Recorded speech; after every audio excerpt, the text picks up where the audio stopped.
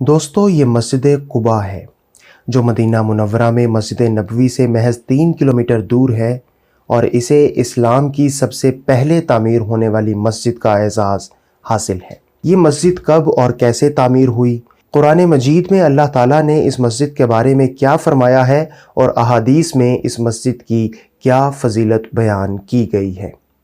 یہ سب جانیے ہماری آج کے اس ویڈیو میں، لیکن ویڈیو میں آگے بڑھنے سے پہلے ہمارا چینل لازمی سبسکرائب کر لیجئے تاکہ ہماری نئی آنے والی ویڈیوز آپ تک پہنچتی رہیں۔ جب حضرت صلی اللہ علیہ وآلہ وسلم نے مکہ سے مدینہ کی طرف ہجرت فرمائی تو اس وقت مدینہ اور اس کے قریب قباء کی بستی میں متعدد لوگ اسلام قبول کر چکے تھے، اور چند ایک کے علاوہ باقی تمام صحابہ اور صحابیات ہجرت نبوی سے پہلے ہی مدینہ ہجرت کر چکے تھے۔ بعثت نبوی کے 13ویں سال یکم ربیع الاول کو آپ صلی اللہ علیہ وآلہ وسلم نے اپنے جانثار ساتھی ابو بکر صدیق رضی اللہ عنہ کے ہمراہ مکہ سے مدینہ کی طرف ہجرت کا آغاز فرمایا۔ آپ سفر کی صعوبتیں برداشت کرتے بالآخر 12 ربیع الاول کو مدینہ سے 3 کلومیٹر پہلے قباء کی بستی پہنچے، جہاں اہل ایمان شدت سے آپ کی آمد کے منتظر تھے۔ حضور کے قباء پہنچنے کی تاریخ کے بارے میں مختلف روایات ہیں، مثلاً کہیں 6، کہیں 8، کہیں 13 اور کہیں 15 ربیع الاول درج ہے، لیکن ابن اسحاق، ابن ہشام، ابن جریر، طبرانی اور بلاذری جیسے سیرت نگار 12 ربیع الاول والی روایت کو ترجیح دیتے ہیں۔ یہ پیر کا دن تھا اور شمسی کیلنڈر کے حساب سے یہ تاریخ 24 ستمبر 622 عیسوی تھی، جبکہ اسی دن سے اسلامی یعنی ہجری کیلنڈر اور تاریخوں کا آغاز ہوا تھا۔ قباء میں آپ کی مدت قیام کے بارے میں بھی اختلاف ہے۔ حضرت انس بن مالک کی روایت کے مطابق آپ صلی اللہ علیہ وآلہ وسلم نے قباء میں 14 روز قیام فرمایا، جبکہ ابن ہشام، ابن اسحاق، ابن جریر اور بلاذری نے مدت قیام 4 دن لکھی ہے۔ عصر حاضر کے سیرت نگاروں میں سے علامہ شبلی نعمانی اور مولانا ابو القاسم رفیق دلاوری بھی 14 دن والی روایت سے متفق ہیں۔ جب آپ صلی اللہ علیہ وآلہ وسلم قباء پہنچے تو وہاں آباد بنی عمر بن عوف کے لوگوں نے آپ کا پرتپاک اور والہانہ استقبال کیا۔ بنی عمر بن عوف کے سردار حضرت کلثوم رضی اللہ عنہ آپ کو اپنے مکان پر لے گئے۔ آپ نے قباء میں آباد 2 مشہور قبیلوں اوس اور خزرج کے مابین صلح بھی کروائی۔ دوستو مکہ میں تو مسلمان کفار سے چھپ کر عبادت کیا کرتے تھے، لیکن اب وہ ایک ایسی سرزمین پر تھے جہاں انہیں کفار کا کوئی خوف نہیں تھا، اور اب یہاں وہ علل اعلان اپنی عبادت کر سکتے تھے۔ اسی لیے قباء میں قیام کے دوران رسول اکرم صلی اللہ علیہ وآلہ وسلم نے جو پہلا کام کیا وہ مسجد کی تعمیر کا کام تھا۔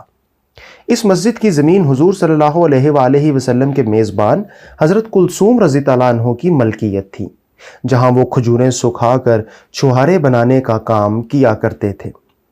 لیکن جب انہیں تعمیر مسجد کے لیے حضور کی خواہش کا علم ہوا تو انہوں نے نہایت خوشی سے یہ زمین حضور کی خدمت میں پیش کر دی۔ مسجد قباء کو جہاں اسلام کی پہلی مسجد ہونے کا شرف حاصل ہے، وہیں اس کی ایک بڑی فضیلت یہ بھی ہے کہ اس مسجد کی بنیاد حضور صلی اللہ علیہ وآلہ وسلم نے اپنے دست مبارک سے رکھی اور دوسرے لوگوں کے ساتھ خود بھی اس کی تعمیر میں مزدوروں کی طرح کام کیا، حتیٰ کہ آپ صلی اللہ علیہ وآلہ وسلم کا جسم مبارک بھاری پتھر اٹھاتے وقت دوہرا ہو جاتا تھا۔ صحابہ کرام آپ کو یوں دیکھ کر جب یہ کہتے کہ آپ کیوں تکلیف فرماتے ہیں، یہ کام ہم خود کر لیں گے، تو آپ اس وقت تو اپنے جانثاروں کی دلداری کے لیے ہاتھ کا پتھر چھوڑ دیتے، لیکن پھر کوئی دوسرا بھاری پتھر اٹھا لیتے تھے۔ انصار میں موجود شاعر صحابی حضرت عبداللہ بن رواحہ رضی اللہ عنہ بھی مسجد قباء کی تعمیر میں شریک تھے۔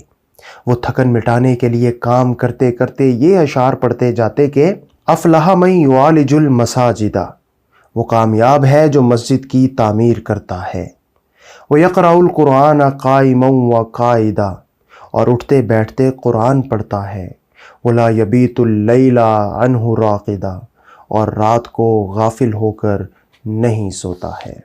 مسجد قباء کو یہ اعزاز بھی حاصل ہے کہ تعمیر مکمل ہونے کے بعد نبی کریم صلی اللہ علیہ وآلہ وسلم نے پہلی دفعہ اپنے صحابہ کو یہاں اعلانیہ طور پر باجماعت نماز پڑھائی۔ سورۃ توبہ میں اللہ تعالیٰ اس مسجد کا ذکر کچھ یوں فرماتے ہیں کہ وہ مسجد جس کی بنیاد روز اول ہی سے تقوی پر رکھی گئی ہے، اس بات کی زیادہ مستحق ہے کہ آپ اس میں نماز کے لیے کھڑے ہوں۔ اسی آیت کی مناسبت سے اسے مسجد تقوی بھی کہا جاتا ہے۔ نبی اکرم صلی اللہ علیہ وآلہ وسلم کا یہ معمول تھا کہ وہ گاہے بگاہے ہفتے کے روز مدینے سے تشریف لاتے اور مسجد قباء میں 2 رکعت نماز پڑھتے۔ آپ نے امت کو بھی یہاں نفل ادا کرنے کی تلقین فرمائی ہے۔ ابن ماجہ میں حدیث ہے کہ جو کوئی مسجد قباء میں 2 رکعت نماز نفل ادا کرے گا اسے 1 عمرے کا ثواب ملے گا۔ مسجد قباء کے 6 گنبد اور 4 مینار ہیں جو چاروں کونوں پر تعمیر کیے گئے ہیں۔ اس میں 6 داخلی دروازے ہیں جو کہ شمال، مشرق اور مغربی جانب ہیں۔ مسجد کی محراب جنوب یعنی قبلہ کی جانب ہے۔